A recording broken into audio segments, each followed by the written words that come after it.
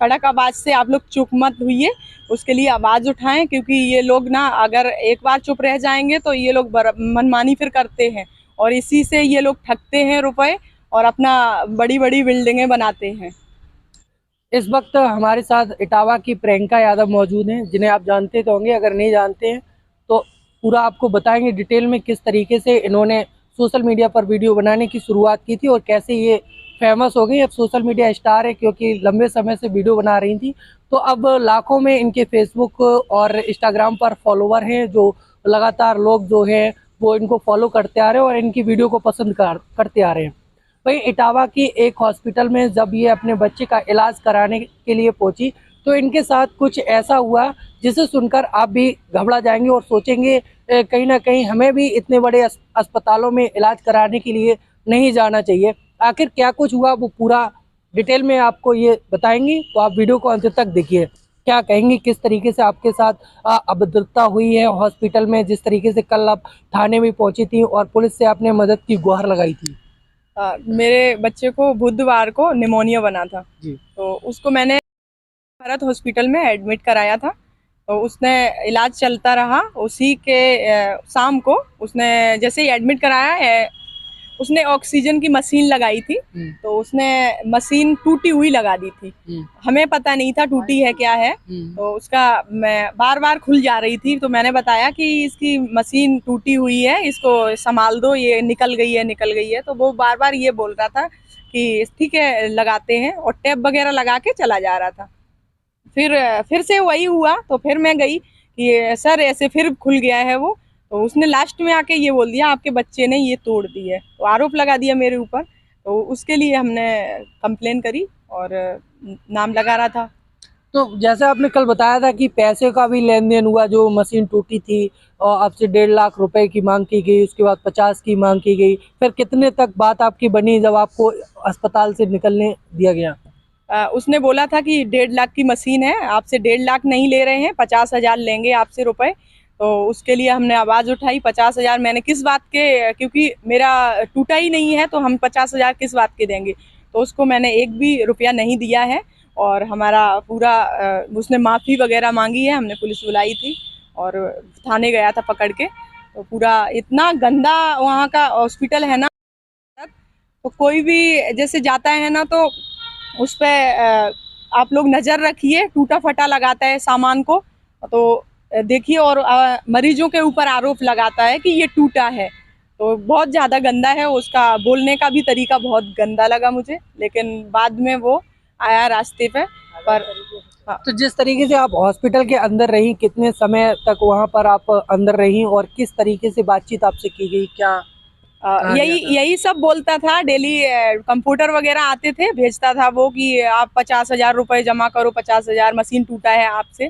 तो मैंने बोल दिया था कि हम कोई रुपया जमा नहीं करेंगे, लेकिन मेरे भैया गए थे, तो उन्होंने सोचा कि ये मतलब डॉक्टर है, बच्चा भी एडमिट था वहीं पे, क्योंकि उसने इलाज भी बंद कर दिया था उस टाइम, मतलब धमकियां दे रहा था। तो भैया ने उसको 2500 रुपए दे दिए थे। तो 2500 रुपए की थोड़ा बहुत होगा तो चलो मान लो, 2500 रुपए दे देंगे, ऐसा कुछ टोरा नहीं है, पर फिर भी हम देते हैं। तो दे दिया था, लेकिन उसने ये सोच लिया था कि हम इनसे 50,000 ले लेंगे, यही बहाना बना बना के। तो वो सब हमने नहीं दिया, तो उसके लिए आवाज़ उठाई थी। तो बस मैं यही कहना चाहती हूँ सभी लोगों से, ऐसा कुछ होता है तो उसके लिए आवाज़ उठाओ। और कोई भी हॉस्पिटल में ऐसा होता है, लेकिन इटावा में हमने सबसे गंदा यही हॉस्पिटल देखा है, सभी बहुत अच्छे हैं। तो जिस तरीके से उन्होंने स्टाफ ने आपके साथ अभद्रता करने की जो बात है आपने बताई थी कल, तो के उस बीच क्यों इस तरीके से उन्होंने बातचीत आपसे की थी? आप एक फौजी की पत्नी हैं, जो आपके हस्बैंड ने देश पे बॉर्डर पे रहते हैं, सेवा करते हैं, तो क्या ये बात आपने उनको पहले नहीं बताया था कि? उसको सब पता था, मैंने बताया था पहले, लेकिन अभी वो झूठ बोल रहा है कि मुझे पता नहीं था। तो मतलब स्टाफ ने नहीं, उसने खुद ही बदतमीजी से बात करी है, भारत ने खुद की बोला है।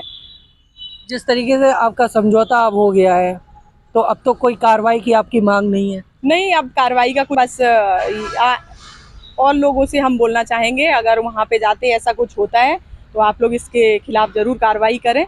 बहुत बदतमीज़ आदमी है ये। तो इस तरीके से और भी अस्पताल हैं जो संचालित होते हैं, कभी इस तरीके से आपसे बातचीत की गई हो और अन्य डॉक्टरों के द्वारा, स्टाफ के द्वारा? नहीं, उन्होंने तो कुछ नहीं किसी ने बोला, के भरत ने खुद ही बोला था ये सब। तो कितने बार आप इस अस्पताल में इलाज करा चुकी हैं? मैं फर्स्ट बार आई थी, आई के सर ने मुझे यहाँ पे भेज दिया था क्योंकि मैं तो वहीं जिसने से। भेजा था आपको, फिर उनसे आपकी बातचीत हुई? नहीं, उनसे कुछ बात नहीं हुई और उन्होंने कुछ बात भी नहीं करी है इस बारे में, उनको कोई जानकारी नहीं है। तो अब आप इलाज कहाँ अपने बच्चे का करा रही हैं, क्योंकि वहाँ से तो आपका मामला इस तरीके से बिगड़ गया, तो आप इलाज के लिए आज भी पहुंची हैं इटावा में? आई के सर से ही इलाज हो रहा है, मतलब वही अभी जो भी दवाई दे रहे थे तो वो आई के सर की दवाई चला रहे थे, वो लोग अपनी तरफ से कोई दवाई नहीं दे रहे थे। आई के सर को मैं दिखाने जाती थी शाम को और वो दवाई जो लिखते थे, क्योंकि उनके पास अभी एडमिट करने के लिए वो नहीं है, इसलिए तो क्या बीमारी हुई है आपके बच्चे का? 1 वर्ष का आपका बच्चा है, तो क्या लगता है जिस तरीके से इलाज कराया गया, आरोप लगाया गया कि 1 वर्ष के बच्चे ने वो तोड़ दिया, ऐसा हो सकता है? कहीं नहीं। अब आप भी सोच सकते हैं 1 वर्ष का बच्चा क्या तोड़ लेगा, तो उसकी 1.5 लाख की मशीन बोल रहा था तोड़ने के लिए, तो उसको निमोनिया बना था। उस टाइम इतना सीरियस था, बिल्कुल भी हाथ पैर नहीं चला सकता था, फिर भी ऐसे लगा रहा था वो। तो क्या संदेश रहेगा जनता के लिए, क्योंकि कहीं ना कहीं लोग हमेशा इसी तरीके से ठगी का शिकार हो जाते हैं, सीधे साधे भोले वाले लोग होते हैं, गरीब परिवार के लोग होते हैं? सबसे यही बोलना चाहेंगे, अगर ऐसा कोई करता है, कोई भी हॉस्पिटल में होता है, तो आप लोग उन लोगों की कड़क आवाज़ से आप लोग चुप मत हुइए, उसके लिए आवाज़ उठाएं, क्योंकि ये लोग ना अगर एक बार चुप रह जाएंगे तो ये लोग मनमानी फिर करते हैं और इसी से ये लोग ठगते हैं रुपए और अपना बड़ी बड़ी बिल्डिंगें बनाते हैं। तो ये थी इटावा की प्रियंका, जिस तरीके से उन्होंने बताया कि ये एक अस्पताल में, इटावा के अस्पताल में अपने बच्चे को एडमिट कराती हैं, जहां पर इनके साथ इनके बच्चे पर आरोप लगाया जाता है कि एक वर्ष के बच्चे ने 1.5 लाख की मशीन को तोड़ दिया है। 50,000 की मांग की जाती है, उसके बाद मामला पुलिस थाना तक पहुंचता है और वहां पर जाकर माफ़ीनामा हो जाता है, समझौता हो जाता है। फिलहाल इनके साथ जो हुआ वो आगे किसी और के साथ ना हो, तो ये संदेश दे रही हैं कि इस तरीके से अगर आपके साथ भी होता है तो आप भी इसी तरह से आवाज़ उठाएं और ऐसे लोगों पर कार्रवाई अवश्य कराएं। लगातार आप देखते रहिए MSA न्यूज़।